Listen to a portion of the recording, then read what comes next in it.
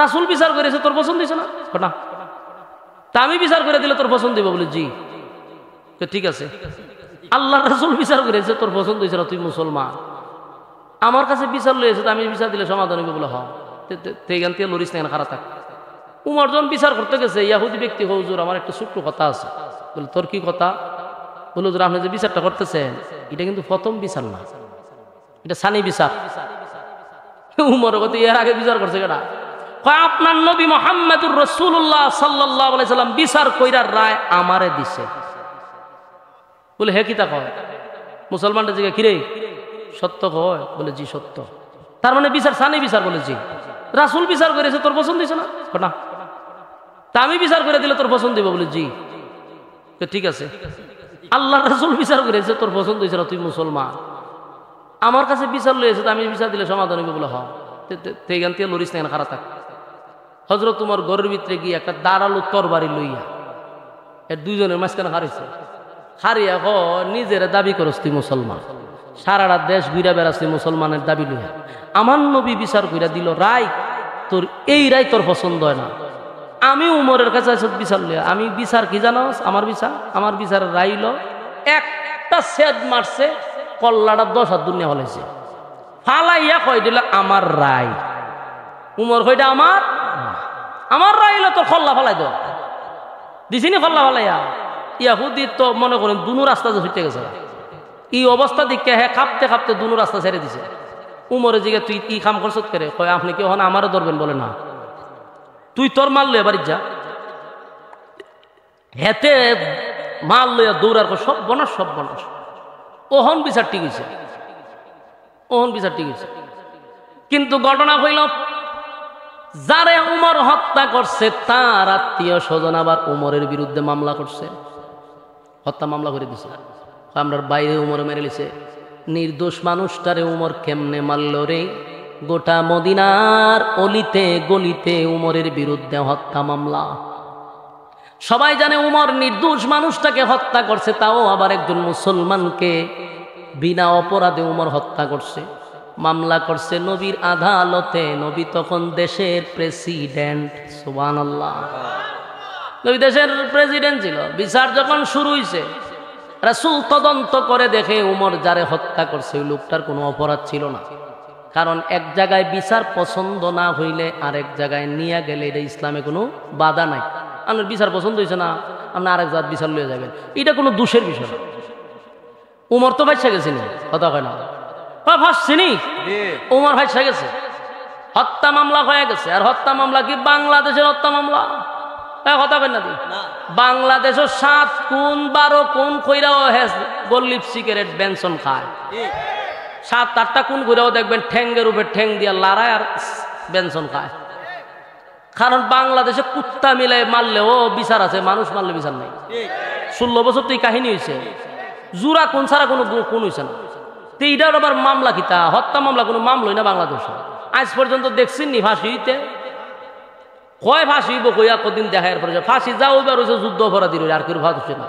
সমস্ত নিরহ আলেমদেরই ফাঁসি দিয়া লাইছে, কিন্তু অরিজিনাল দোষী যারা 10 খুন 12 খুন করছে এদের কোনো ফাঁসি বাংলাদেশে হয় নাই। সমস্ত নিরহ আলেমদেরকে ফাঁসির কাস্টে ঝুলাইছে স্বার্থ হাসিলের জন্য। তো বাংলাদেশের মার্ডার তো আপনারা মনে হয়েছেন যে এটা কোনো বিষয় না। উমরের নামে হত্যা মামলা হয়েছে, ইসলামিক আইন অনুযায়ী হত্যার বদলা উমর এখন হত্যা করবো, ফাঁসি দিয়ে দিব, কারণ উমর হত্যা করছে, রায় হয়ে যাবে। বিচারক হইল রাসূল নিজে। উমর রে কোর্টে তোলানো হয়েছে, আদালতে উমর দাঁড়াইছে ওই কাঠগড়ায় অপরাধীর জায়গা, আর রাসূল বইছে বিচারকের জায়গা। তখন রায় হইব উমরের মৃত্যুদণ্ড। সব কিছু ওকে। আর মদিনার অনেক মানুষ কান্না শুরু করছে, কারণ উমর তো সাধারণ কোনো সাহাবী না, উমর কোনো সাধারণ সাহাবী ছিল না। উমরের বিরুদ্ধে হত্যা মামলা, কিন্তু এটা রটায়া গেছে যে একটা নির্দোষ মানুষকে উমর হত্যা করছে। কিছু কিছু সাহাবীরা কয় না রে, উমর এমন সিদ্ধান্ত নিতে পারে না। উমরের ব্যথায় ব্যতীত হইয়া গোটা মদিনাতে কান্নার রোল পড়ে গেছে রে, উমরে আজকে মৃত্যুদণ্ড দেওয়া হবে। রাসূল নিজেই তো বিচারক। যেই মাত্র কাঠগড়ায় দাঁড়াইল, ওমর অপরাধীর কাঠ গড়ায় দাঁড়ায় আছে। পয়গম্বর যেই মাত্র তারে মৃত্যুদণ্ড দিবে ঠিক এই মুহূর্তে জিব্রাইল নবীর সামনে হাজির। জিব্রাইল কো হুজুর বিচারক কে? বলে আমি। অপরাধী কে? বলে হযরত উমর। বলে বিচারক আর অপরাধীর মাঝখানে আরেকজন দরকারি রইল গিয়ে উকিল। কথা হয় না? একজন উকিল দরকার মামলা লড়ার জন্য। নবীজি আজকের এই মামলার উকিল স্বয়ং আল্লাহ। আপনারা আল্লাহু আকবার একটু জোরে কই। আপনারা কি তা কষ্ট হয়নি? ওলা বোঝা যায় আপনারা কষ্ট ওর। আল্লাহ বলেন পয়গম্বর আপনি হইলেন বিচারক, উমর হইল অপরাধী, আর আমি আল্লাহ হইলাম উকিল। মামলা যদি আমি আল্লাহ লড়ি তাহলে আপনি কেমনে রায় দিবেন? দেন দেখি রায়। আমি মামলা লড়ব, নবীর ক্ষমতা আছে আর রায় দেওয়া? আল্লাহ তখন আয়াত নাজিল করে দিছে, সূরা নিসার 65 নম্বর আয়াত। আল্লাহ বলেন ফালা ওয়া রাব্বিকা লা ইউমিনুনা হাত্তা ইউহাক্কিমুকা ফীমা শাজারা বাইনাহুম সুম্মা লা ইয়াজিদু ফী আনফুসিহিম হারাজান মিম্মা কাদাইতা ওয়া ইউসাল্লিমু তাসলিমা। আল্লাহ রাব্বুল আলামিন আয়াতে কারিমা নাজিল করে বলেন ফালা ওয়া রাব্বিকা, আপনার রবের কসম, আপনার রবের কসম, আপনার রবের কসম। আল্লাহ তার নিজের কসম করে বলে ওমর কোনো নির্দোষ মানুষকে মারে নাই, ওমর একটা টাটকা মুনাফিকরে হত্যা করছে। ওমর কারে হত্যা করছে? সবার কাছে যেই লোকটা নির্দোষ মুসলমান ছিল, আর উমরের রাটারে আগুই ধরা পড়ে গেছে। উমর এমন একটা রাটার যেটার মধ্যে অপরাধী অটোমেটিক ধরা পড়ে।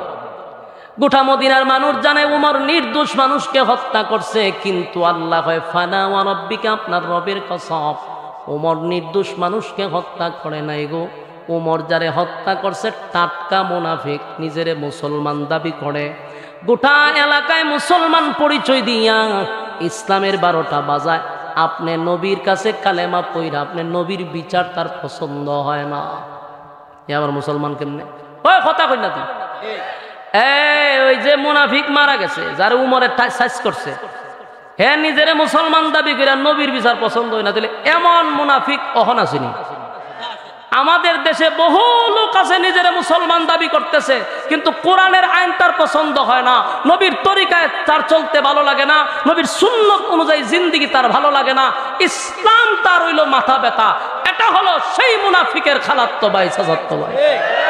তখনকার এখন যদি ইসলামিক আইন থাকতো এগুলোরও কতল করার দরকার ছিল। আসেনি এরা মুনাফিক? মুনাফিক এমন এক ভয়ঙ্কর যে সবচেয়ে বেশি ইসলামের ক্ষতিটা করে, এবং মুনাফিককে ধরা যায় না। এরা দেখতে বড় সুন্দর, এরা কাজ করে দেখাইয়া খুব সুন্দর, কিন্তু ভিতরে 14 গোষ্ঠী উদ্ধার করে দেয়। নামে দেয় মুসলমান, কিন্তু ইসলামের ক্ষতি করে। এমন মুনাফিক থেকে আল্লাহ আমাদেরকে হেফাজত করুক, সকলে বলে আমিন। এমন মুনাফিক মারা গেলে যদি বুঝেন হে এই ক্যাটাগরির, তাহলে তার পিছে জানাজা পড়বেন না, তার মারা গেলে তার জানাজা পড়বেন না, তার জানাজা পড়াইবেন না, পড়তে যাবেন না ইনশাআল্লাহ। কারাগারা রাজি আব্দুল্লাহ দেখায় দেন। লিল্লাহে তাকবীর, লিল্লাহে তাকবীর। আল্লাহ সবাইকে বুঝার, মানার, আমল করার তৌফিক দান করুক, সকলে বলে আমিন। দুরূদ শরীফ পড়েন আল্লাহুম্মা সাল্লি। জলদি জলদি।